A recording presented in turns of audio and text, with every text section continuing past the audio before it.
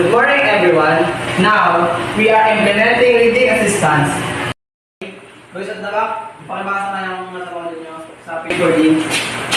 This learning module is prepared so Siguro naman nakita niyo kung paano magbasa yung iba nating kasama dito, no? Meron ba kayong ibang suggestion para matulungan natin sila sa pagbabasa?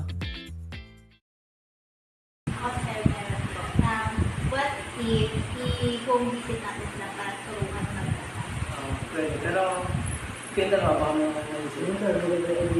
Gawin mo rin po, sir. Sige, ano na lang, sa Sabado natin sila home visit.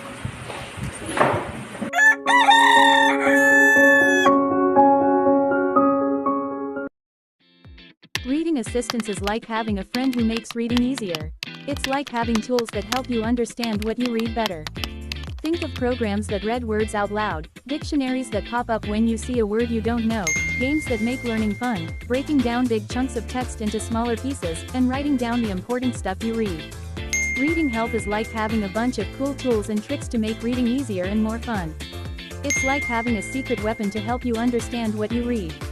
Reading help has been around for ages, like a friend who's always there to lend a hand. Way back when, teachers helped kids learn to read one-on-one.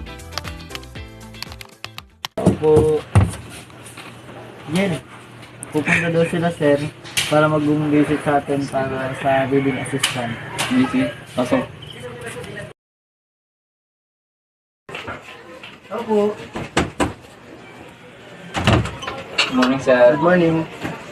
Handa ba kayong magbasa? Sige pa, sir. Pasok. Our goal is to greatly improve the reading comprehension abilities of students in grade 12 at Mapaya National High School. We think that creating a nurturing and cooperative learning atmosphere will enable those students to develop into skilled and self-assured readers. Ikaw magbasa ka na. Malaking impluensya ang pamilya sa karaniwang gawain na ginagawa sa mga libreng oras. Ayos na, nagkakaroon ka na rin ng pagbabago.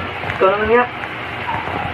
People take words in their language because they need those words. People often need new words to name ideas and things they have just learned about. Yan, marunong ka na.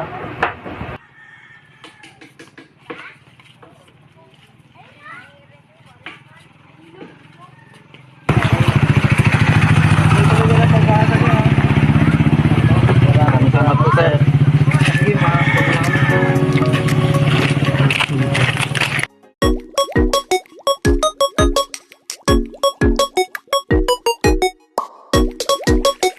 We are implementing reading assistance on grade 12 students.